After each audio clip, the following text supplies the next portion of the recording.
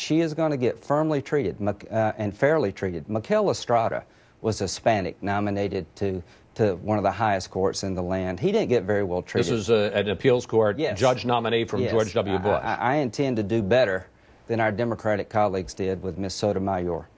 How do you respond to this charge of hypocrisy and double standards? You led the charge against Miguel Estrada when he was when he was nominated for the appeals court. There were internal memos among Democrats citing as one possible reason the fact that he would be an Hispanic elevated to the appeals court. Are you using a different standard for Judge Sotomayor than you used for Mr. Estrada?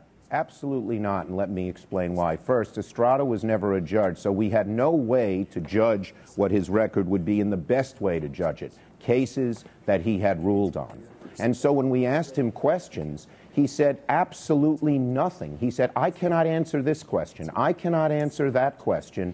In fact, Judge Sotomayor has answered more questions on hearings already because of her 2 confirmation hearings than Estrada said. So we had totally nothing to go on with Estrada. What we said about Miguel Estrada is if he'd talk a little bit about his judicial philosophy, we could give him a fair hearing. He absolutely refused. He had no record as a judge. The 2 standards are like night and day. Justice Roberts, Justice Alito, they answered questions far more extensively than Estrada did. And I think most commentators said they learned a lesson from Estrada that you have to answer some questions about your judicial philosophy, particularly when you don't have a record as a judge.